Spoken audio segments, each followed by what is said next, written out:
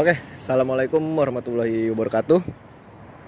Pada video gue kali ini gue mau jelasin atau sekedar sharing lah ya, part apa aja yang diganti di motor Satria View kalau kita mau mainin motor ini di sirkuit atau enggak sekedar cornering biasa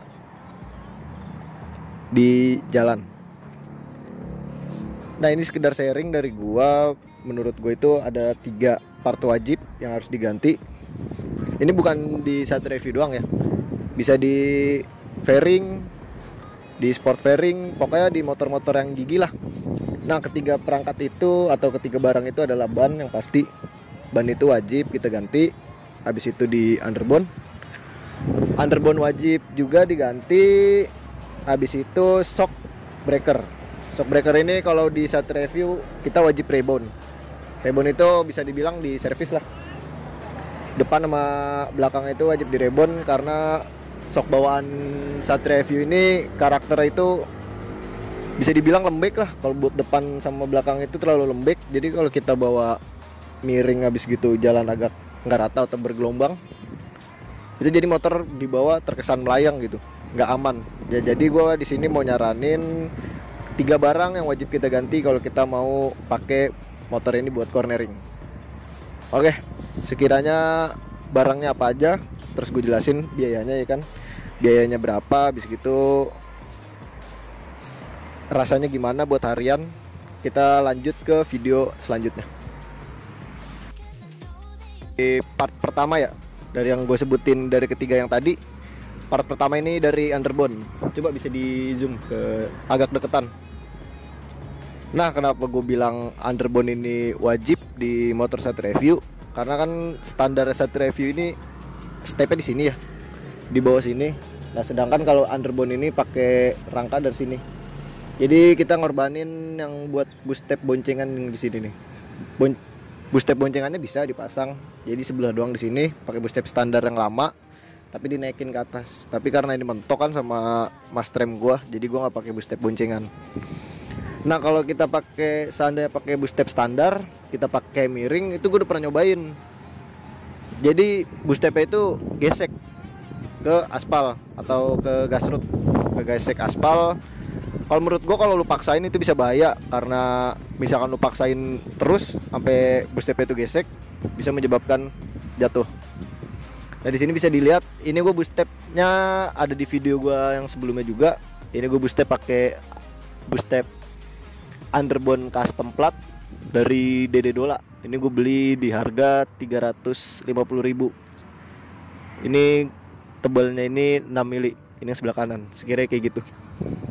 Nah, segitu ke bagian yang kiri. Nah, kalau pakai underbone ini congkelan gigi jadi langsung. Tadi kan dia gigi satu itu diinjak, gigi selanjutnya dicongkel. Nah, kalau ini kebalikan, karena ini langsung ke arah ke belakang, jadi gigi satunya dicongkel, gigi selanjutnya diinjek-injek, atau bisa dibilang namanya itu GP shift. Nah, jadi tingginya di sini. Menurut gue sih yang pas tuh tingginya di sini nih, di atas arem. Jadi boost step ini harus di atas arem biar enak kalau saat lu ngebuka dengkul. Kalau di bawah sini kan paling di sini nih.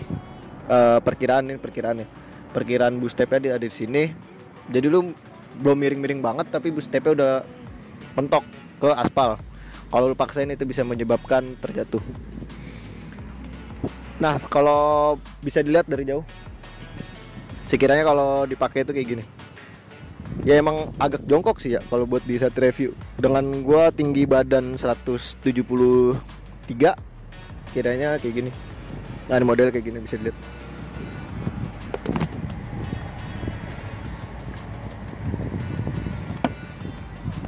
Nah, ini kira-kira jadinya jongkok ke belakang kayak gini, kaki ke belakang. Ya emang kalau buat harian menurut gua agak capek sih ya.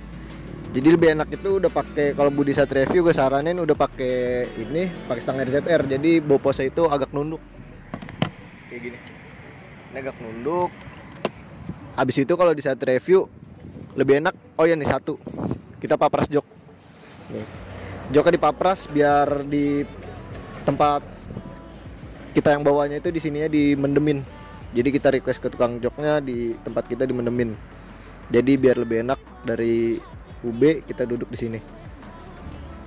Itu buat part yang pertama atau barang yang pertama. Habis itu kita lanjut ke barang yang kedua.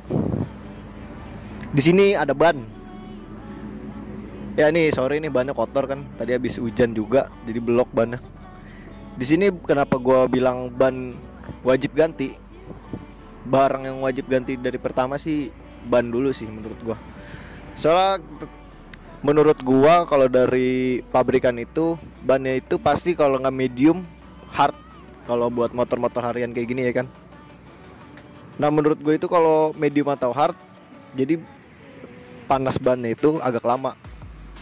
Jadi panas bannya agak lama. Jadi ya bisa dibilang takutnya licin ya kan, atau enggak ada kemungkinan geser. Jadi kita was-was buat bawa miring-miring. Jadi lebih enak itu dipakai ban kayak gini. Dari satu review gue saranin naik jadi 90/80. Ini 90/80 gue ngambil ukuran.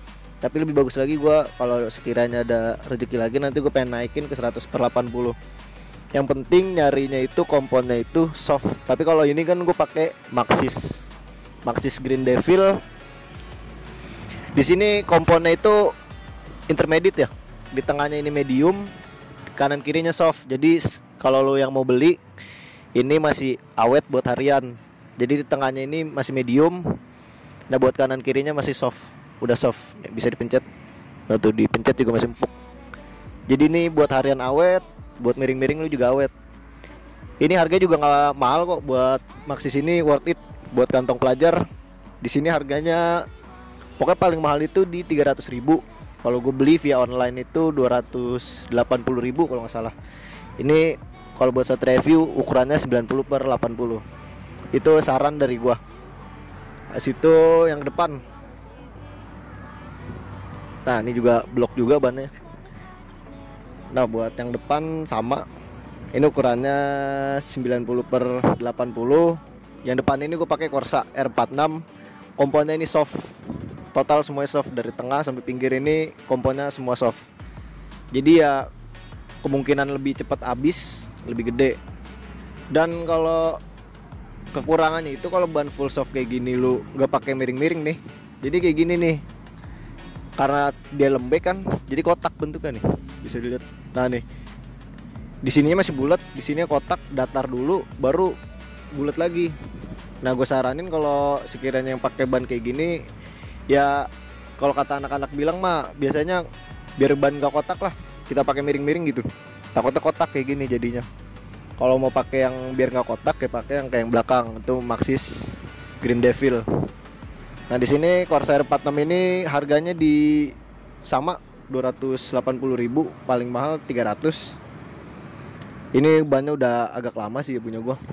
Tapi masih enak. Ini garis tengahnya udah agak-agak habis.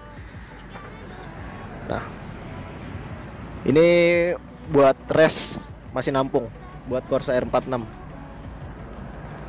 Udah itu bagian yang kedua, habis itu kita lanjut ke bagian yang ketiga. Nah, bagian yang ketiga ini dari shock breaker.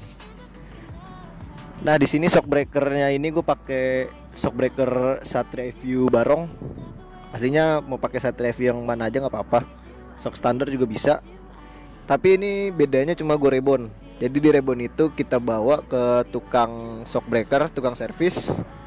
Kita minta biar di rebon shocknya. Biasanya tukang servis shock juga udah paham.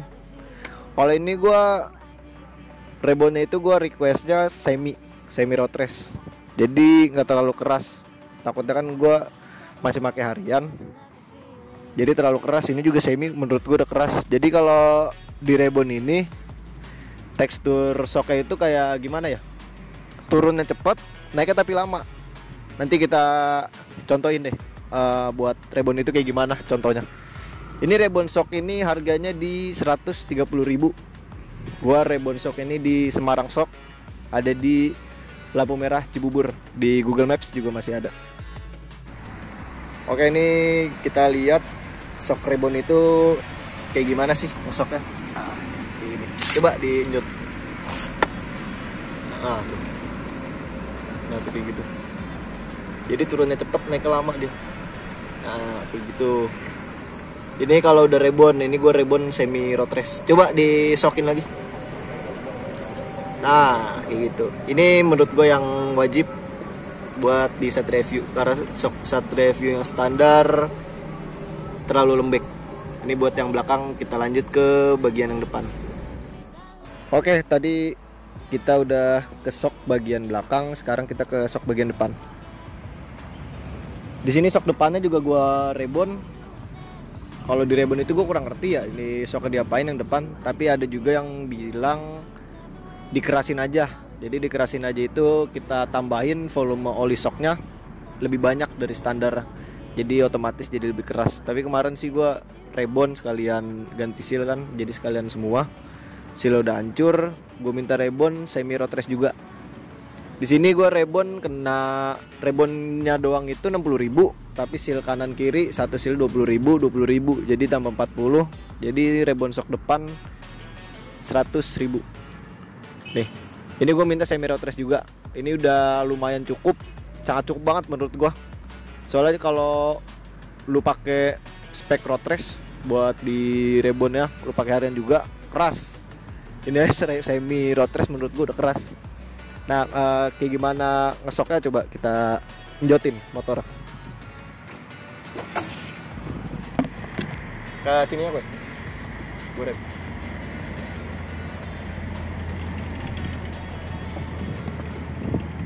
Kira-kira kayak gitu.